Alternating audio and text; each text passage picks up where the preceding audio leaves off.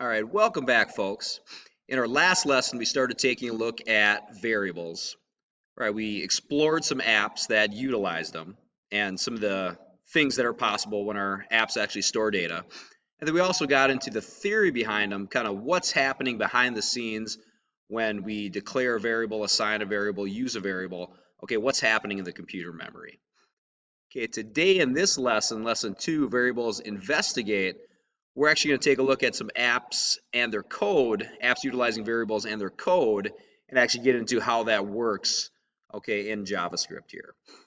Example app we have is just a simple mock thermostat where it's keeping track of data. It has a variable happening in the background so that when I hit the buttons, okay, the value stored is based on kind of the new values based on the values stored. Okay, let's start taking a look at how the code for that works.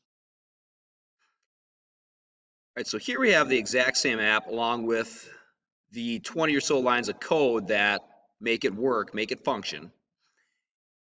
Okay, so again, when I run this app, I'm able to adjust that thermostat temperature up and down, okay, based on the variable happening in the background. And as far as how that works, top of the code, we have our two variables being declared and assigned. Now, this is pretty common practice. You create your variables up top that you're going to use later.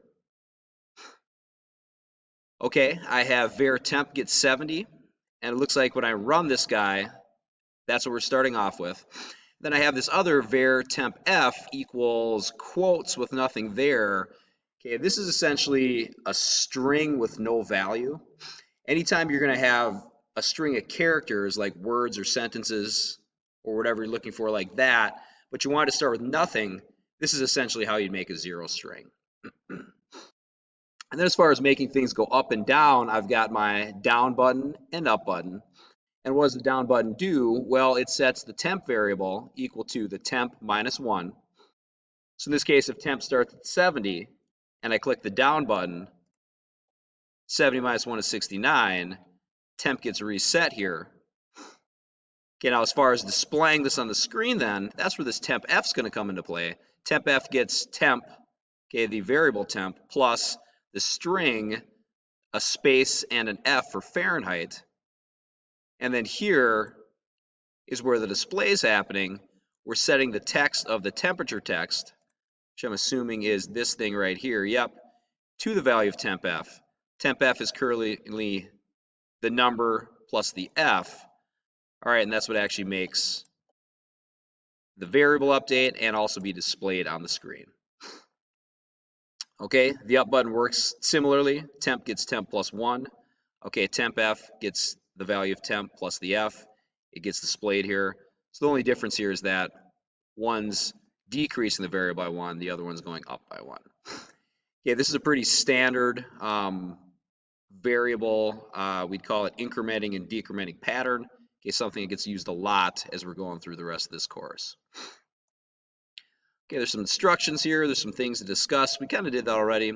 One modification. Right now, things change by 1 degree. Make it so that the temperature changes by 2 degrees when the buttons are clicked. Okay, easy change. Instead of temp gets temp minus 1, I can say temp gets temp minus 2.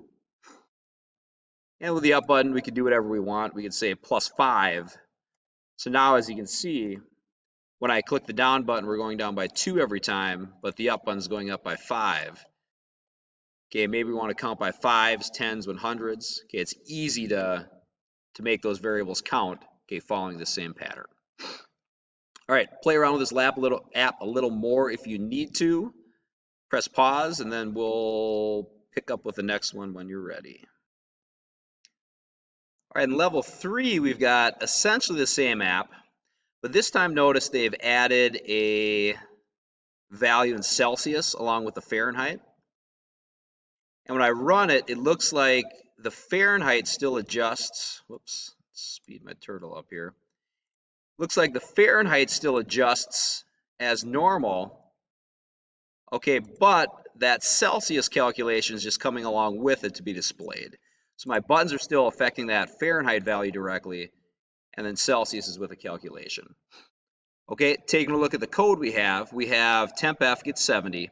Now notice they changed the names from this level to the last. I actually like these names a little bit better. Okay, the temp display F, that makes more sense to me. Why are we adding a string to it while we're displaying things? Okay, so we have the temp F set to 70, and then temp C is this deal. I'm going to switch over to text mode just so we can see it a little bit better. It's equal to math.round. Okay, this is going to be the way we round in JavaScript. And then the calculation we have here is the temp F variable minus 32 times 5/9. Okay, that's a pretty standard formula for switching from Fahrenheit to Celsius. I actually saw it on a board in a math room just the other day being used. And then in the same way, we have the temp display F, temp display C, where we actually add those strings in here. Okay, this app's taken a step further and actually setting the text right off the bat of these two display areas. Okay, which we could hard code in or we could use some code for that. And then as you go through, the code's essentially the same thing, but we're adding, in addition to that, the new calculation for temp C and the temp display C, okay, in our buttons along with it. Okay, a few things we can look at with this. Number one, order matters. If I take these two variables and flip their order, watch what happens. So now it's going to calculate that temp C before the temp F. So when I make a change, whoops, I hit the wrong button, the one I didn't mess with. Okay, this is the down button. When I make a change, notice that C didn't change. Okay, that's because that C is updated based on temp F, and temp F happened later. Okay, so in this case, that temp C is always going to be one behind the temp F. So the order we write our code in matters. And then the other thing we'll talk about quick is why are we doing this math.round thing here? Well, let's take a look at what happens when we lose it. If I switch over to text mode and delete that, and I hit my down button again, notice I get all these decimal places. Okay, reason for this is this times 5/9 doesn't necessarily play well with whole numbers. Okay, so by including that in there, we take care of that problem. And essentially how math.round works is whatever you have within its parentheses, okay, it's going to round to the nearest whole number. You can find that in our toolbox in the math section, math.round, yep, rounds to the nearest whole number. Okay, so you plug whatever expression you need into the parameter there. All right, if you want to explore this app some more, pause the video, mess around with it, see if you can, change it at all, and then hit play when you're ready to move on to the next part. All right, our next level is just going to add one more step to that app, essentially a login screen. Let's take a look at what we have here.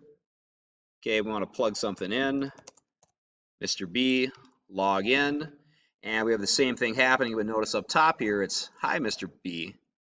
Okay, so we're taking a variable that's plugged in on one screen, pulling it ahead to the next one. Let's take a look at how that works in action here.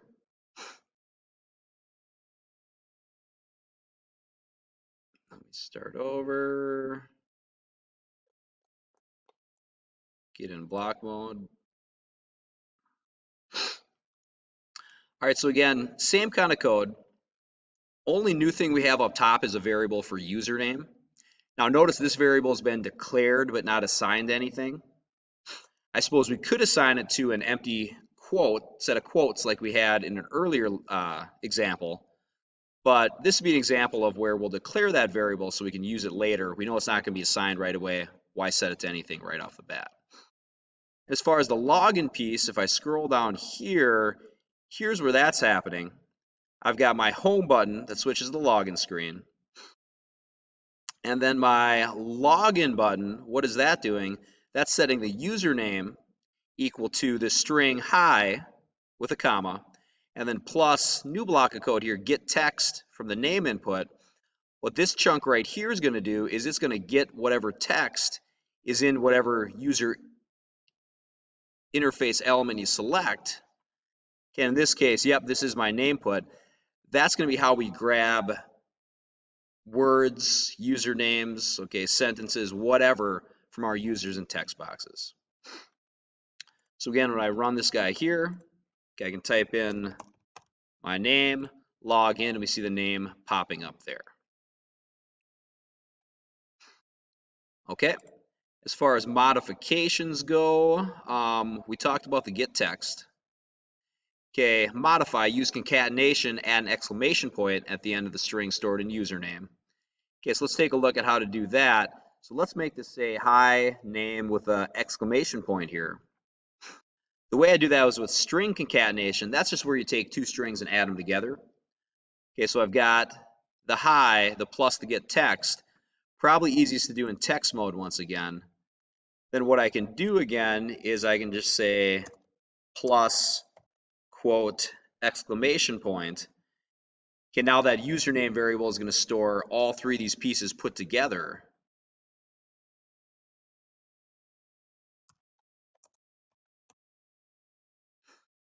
And we can see that concatenation happening there, okay, along with it.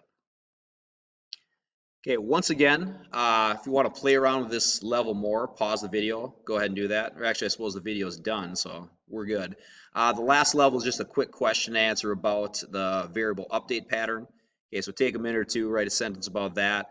And then, yeah, like we said, these are apps to play around with, ask questions about, make sure you explore a little bit before we get into the practice for the next lesson. We'll see you later.